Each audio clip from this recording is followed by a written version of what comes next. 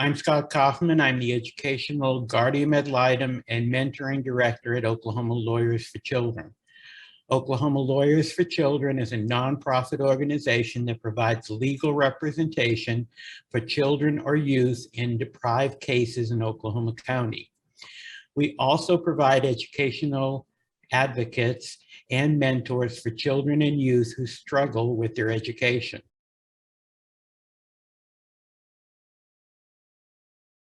We are the educational advocates in Oklahoma County for the most vulnerable children in DHS custody. Our court-appointed educational guardian ad litems, known as Ed Gales, provide educational advocacy and mentoring for children displaying risk factors of school failure or of dropping out. We collaborate with the school, foster parents, to access the appropriate school services to meet the child or youth's needs. We are the adult in the child's life that provides stability and the spark to succeed in school. Volunteers complete and submit an application and a background check.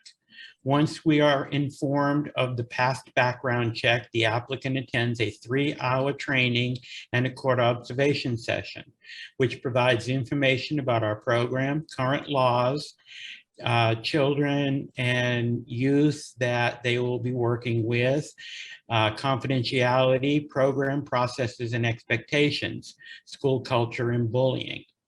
The judge or the child's attorney, the assistant district attorney, or the DHS caseworker requests an Ed Gale for the case. Once an Ed Gale accepts a case, then they are expected to make regular contact monthly with the child or youth, DHS the foster parents, and the school. Mentoring occurs during the visits with the child at school.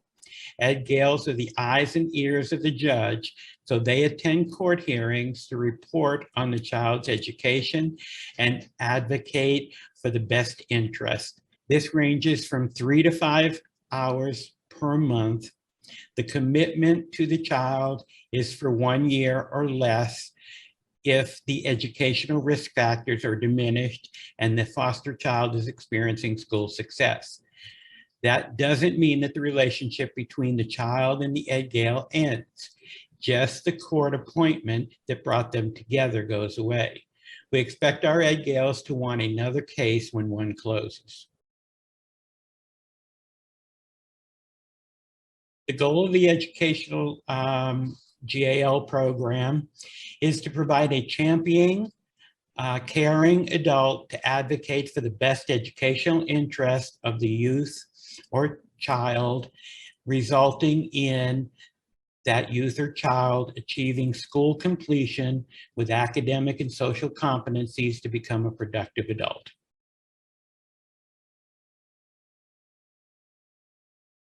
The training is 3 hours long. It consists of the current laws that affect foster children and education. Then we move into a little bit about the homelessness of foster children and a bit about their dropout rate compared to other children. Then we talk about the Check and Connect program, which is what we base our mentoring on. So we talk a bit about what the Check and the Connect program is about and how that impacts our children and how we integrated that into our mentoring. And then we talk a little bit about what an engaged student looks like compared to a disengaged student. And we talk about the actual implemented techniques that we will use to help that child along in our mentoring of that child. And then we talk a bit about school culture because most of our time is spent dealing with school. And then we talk a little bit about bullying because it seems like that is an issue for our foster children.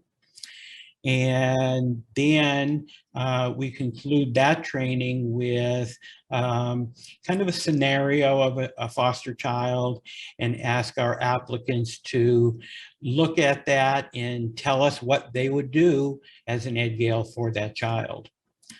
The final step in the training is a 1 hour or more court observation. It's extremely important because we are the eyes and ears of the court. So it's important that we know what goes on in court and the processes and who's who in the courtroom and all of the acronyms that are used in the courtroom. So that is an integral part of our training before we allow someone to take on a case.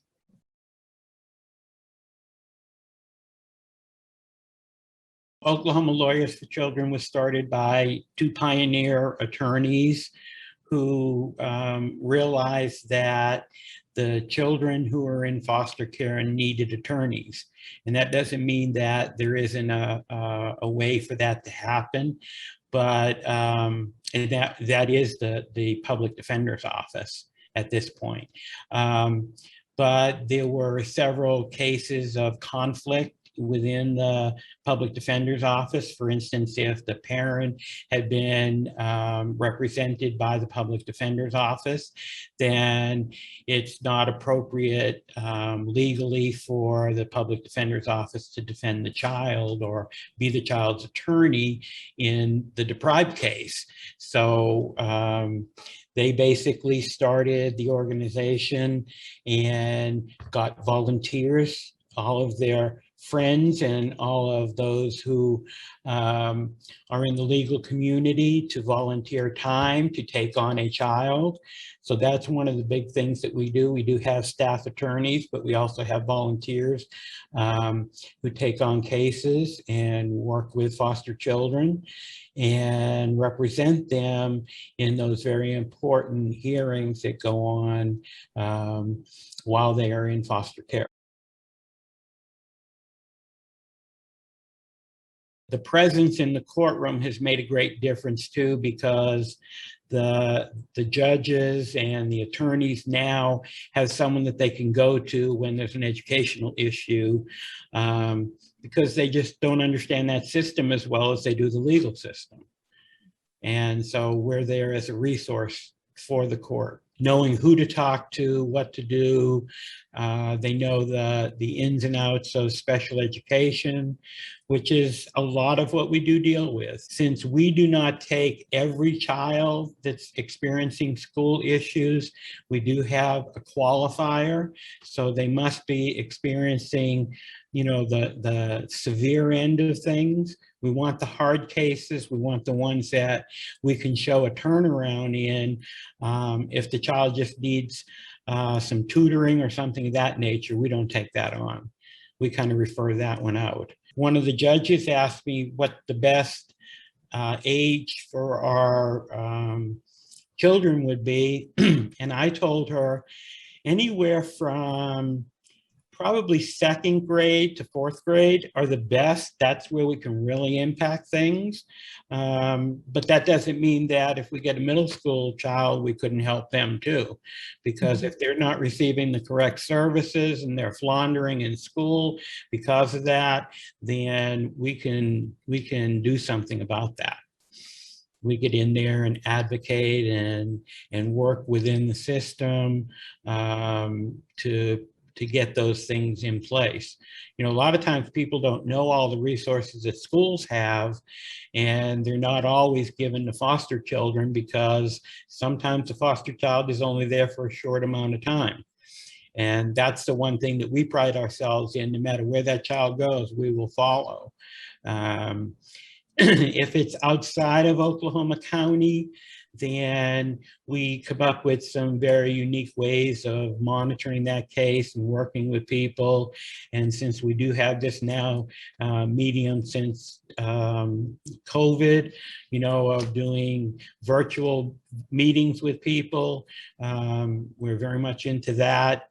But we do like that face-to-face visitation going on here in the county. And so my advocates know that, you know, if the child goes out of county, like for instance, one of my children is in Tulsa, I drive up there once a month when the facility is open. If the facility isn't open, then we try to do virtual meetings with them.